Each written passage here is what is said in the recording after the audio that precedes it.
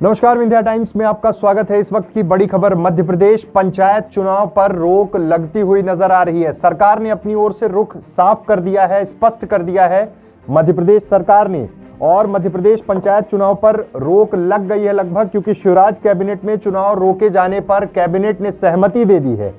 पंचायत मंत्री महेंद्र सिंह सिसोदिया ने पंचायत चुनाव कराए जाने का अध्यादेश वापस लेने का प्रस्ताव पेश किया, जिसमें कैबिनेट ने सहमति दी, और उस सहमति के बाद अब इस अध्यादेश को वापसी के लिए राज्यपाल के पास भेजा जाएगा।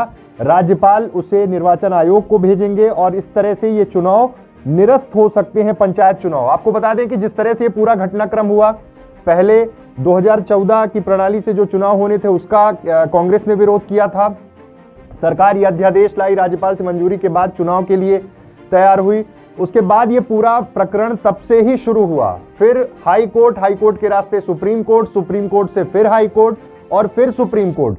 पूरी प्रक्रिया जिस तरह से उलझ गई, और उलझने के बाद तमाम चीजें इस तरह से हुई कि अब सीधे तौर पर राज्य सरकार इस प्रस्ताव को लेकर आई है, उस अध्यादेश को फिर से निरस्त करने के लिए राज्यपाल को भेज रही है, और राज्यपाल फिर निर्वाचन आयोग को निर्देश दे सकते हैं और पंचायत चुनावों पर रोक लग जाएगी। ये हालात इसलिए बन रहे हैं क्योंकि जिस तरह से ओबीसी की सीटों को छोड़कर ये चुनाव कराए जाने थे, और ये चुनाव जिस तरह से कराने की कोशिश हो रही थी, उसमें बाद में जब ये चुनाव होते ओबीसी वाली सीटों पर, तब के खर्चे, तमाम व्यवस्थाएं, पूरी प्रक्रिया इस तरह से उलझ चुकी थी कि सरकार भी कई बार इस मसले पर घिरती हुई नजर आई। निर्वाचन आयोग ने जब डेट्स दी, उसके बाद जब कोर्ट का निर्णय आया, आरक्षण नहीं वाला जो मसला था उसको लेकर आमने सामने हुए कांग्रेस और बीजेपी। कमलनाथ ने कहा कि हमारी सरकार के समय हमने 27% आरक्षण दे दिया था, इस सरकार ने सब कुछ उलझाया। एक दूसरे पर आरोप प्रत्यारोप का दौर चलता रहा, लेकिन इस बीच नुकसान किसका हुआ? निर्वाचन आयोग ने बाकायदे डेट्स दे दी, और ये डेट्स पर लोग प्रिपरेशन शुरू कर चुके थे। तमाम उन सीटों पर जो ओबीसी सीटों को छोड़कर तो तैयारियां शुरू हो चुकी थी। और वहां पर क्या स्थिति थी? वहां पर स्थिति यह थी कि जिन्हें चुनाव लड़ना है वो मैदान पर थे, तमाम पोस्टर, बैनर, पंपलेट तमाम व्यवस्थाओं में लग गए। चुनाव के अलग खर्चे होते हैं, सारी चीजें शुरू हो गई। निर्वाचन आयोग ने तैयारी शुरू कर दी, सरकार ने, राज्य निर्वाचन ने जिस तरह से खर्चे करने शुरू कर दिए थे वो सब कुछ सामने है। बीच में एक डेटा यह भी आया कि अगर बाद में ओबीसी वाली सीटों पर चुनाव कराए जाते हैं तो लगभग 80 करोड़ रुपए का खर्च आएगा।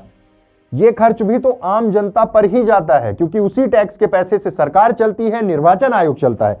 लेकिन अब बार बार इसमें जो आरोप हैं वो आरोप कांग्रेस पर मढ़ रही है सरकार।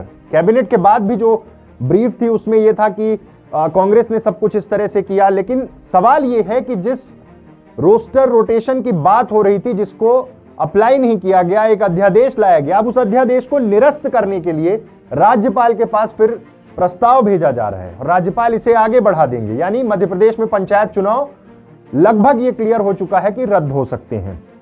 कब होंगे, फिर क्या नई डेट्स आएंगी, ये तमाम प्रक्रियाएं देखने को आगे मिलेंगी। लेकिन बड़ी खबर इस वक्त की, 2 बजे के बाद मध्य प्रदेश के मुख्यमंत्री शिवराज सिंह चौहान मध्य प्रदेश के राज्यपाल मंगू पटेल से मिलेंगे। यानी इस पूरे मसले को लेकर मध्य प्रदेश में पंचायत चुनाव जिस तरह से टाले जाने की पूरी प्रक्रिया हुई, संकल्प पत्र भी लाया गया विधानसभा में, सबने पारित किया, सबने सहमति दर्ज कराई।